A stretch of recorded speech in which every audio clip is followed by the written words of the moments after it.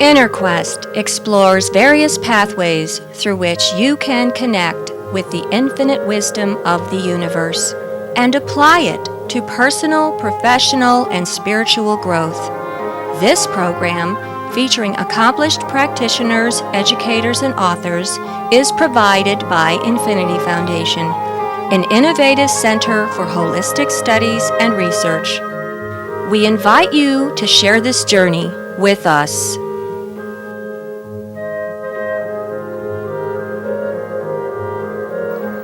Hello, welcome to InnerQuest. My name is Jay Stone, your host for today, and our guest is Melissa Tierney. Welcome, Melissa. Hi, Jay. Melissa works with angels and past lives to help people rediscover their soul's purpose and rekindle their childlike joy. Melissa also works with her clients as a life coach to reveal their challenges and initiate positive change. Her beliefs are grounded in that many times what we perceive as negative events are actually blessings designed to realign us with our higher selves and put us back on our life path. Now, you are a woman of many talents. We were talking before the show about your vast and diverse education. What do you consider as your gifts? My gifts are, first of all, I love to learn and I love to teach. Mm-hmm. And I see good combination. Yeah, it really is. Because whenever I want to take a class, I can usually end up teaching it, and then it pays for the class too. My gifts are probably to inspire people and to teach people how they learn. So even when I'm counseling people as a psychic counselor, I'm actually teaching them how to access information for themselves. So whether I'm teaching art or whether I'm teaching my clients using my psychic abilities, I'm actually showing them how they can use their own abilities to learn anything that they want to learn. Can you give some examples of helping people going directly to the source instead of going through you? Yes. Okay. Oftentimes people come to me and they say, what is my soul's purpose? And when we think about all of the options that we have available to us and all of the things, we usually look for patterns in our lives. And I will ask my clients, what is it that you've always been interested in, or what is something that flows through your life as a pattern? And then we usually focus in on something, and then we look at the different options. There are usually like 3 or 4 different options that people can follow. And I'm not even sure I really remember the beginning of the question. I'm starting to go into all the different things that... How do you help people go directly to the source? Oh, to the source, exactly right. Yeah. So when we sit quietly, the answers will come to us. Rather than always looking outside of ourselves, when we look to the source and when we spend time in meditation or examining ourselves, looking for the patterns in our own lives, that usually tells us what we're searching for, but more importantly, it tells us what is our higher purpose, which is the divine source. Now, our higher self is actually the divine source. You're trained as an artist and you teach art. I believe you said Francis Parker? Yeah, in Chicago. And so isn't the source of, isn't the creativity that an artist uses come from the source? Yes, absolutely. Do you do artwork with, or art therapy with your clients? I often do, yes. We do vision boards. We work with clay sometimes to work through relationship issues. And our audience may not know what a vision board is. Okay, when you look at beautiful things and you bring them all together, it makes you feel very joyful. And you can create things that resonate with your soul. Things that bring you joy, things that look beautiful, are usually things that give you a clue as to what is your soul's passion or your soul's joy. Mm-hmm. And then you mentioned using clay. Yes. And how does people use clay? How do people use clay? Yeah. Well, it can get crazy, because if you do a workshop on relationships and you give somebody a chunk of clay, sometimes they'll make a beautiful bird's nest filled with eggs. Sometimes they'll just make a big glob. Sometimes they'll make a person or a monster. It's a really good way to get out the emotions or whatever it is that you're feeling. Mm-hmm.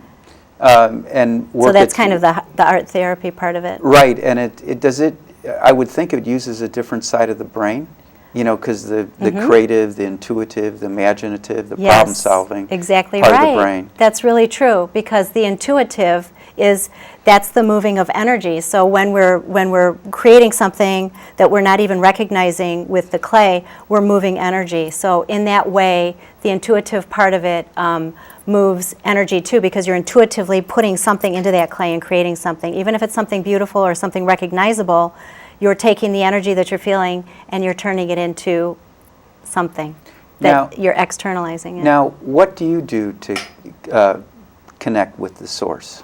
I meditate. I drink Soleil, which is a combination of Himalayan salts and water. Have you ever tried that? No, I thought it was some psychic drink. Oh, a little bit it is, because it deals with the electricity in your body, and when we raise our vibration, we're actually able to attract different vibrations and higher frequencies. I ground myself. When you say you meditate, how many minutes a day do you meditate? I meditate probably 20 minutes a day, but I also meditate before I see each client. I spend time quietly. I ask my guides and my angels to come around and give me information that's pertinent to them. Yeah, and the meditation, did you learn some formal technique? Or? I did. I learned transcendental meditation. Okay. And now I kind of run my energy. I do meditation with chakras.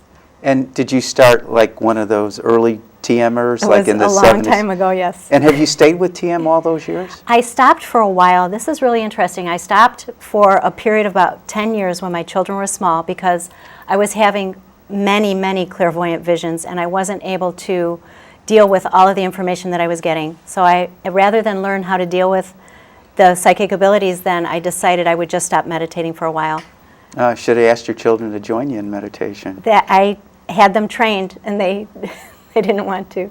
Yeah, and that's great. And then, so do you encourage your clients, your students, to practice meditation? Yes, I believe that visualization, doing dream work, also you can re-enter. You can do dream re-entry. Robert Johnson and Robert Moss are very good authors on that. Both of them have really good books. Yeah, there are other techniques too, that the dream doesn't end once the dream is over. Right. You can go back in and change Exactly it or right. interpret, Yes. expand it, With etc. active imagination, yep. Now, do you do any of the like meditation work or dream work with the grade and high schoolers that you work with? I actually work with the smaller ones right now, the smaller students. I do enrichment art at Francis Parker. What does enrichment art mean? After school, Oh, okay. like extracurricular, Okay. beyond what the regular stuff. So Okay. I'm kind of the fun one. Okay. Their art is always fun, but Yeah. Okay. Good. But can you do? Can you ask the kids? Okay, if you had a dream lately, can you do it out? you know, I was having a conversation with some of my students today, and I usually let the kids lead. I never lead them, but the 6-year-olds were having a conversation about past lives today, and I just kind of stood back and listened. And what were they saying? Their intuition is so solidly in place. What were they saying? Well, one boy was telling one of the other ones, I really think that you probably lived in Vietnam, and that you had this past life as a soldier in Vietnam, because all you talk about is war. Mm-hmm. And Eli said, well, maybe it was World War II. And well, I probably shouldn't have said a name. But then the other student said, no, you're too into rock and roll. I think it was probably Vietnam. That's great. That's great. And how do you receive messages when you work with clients or students?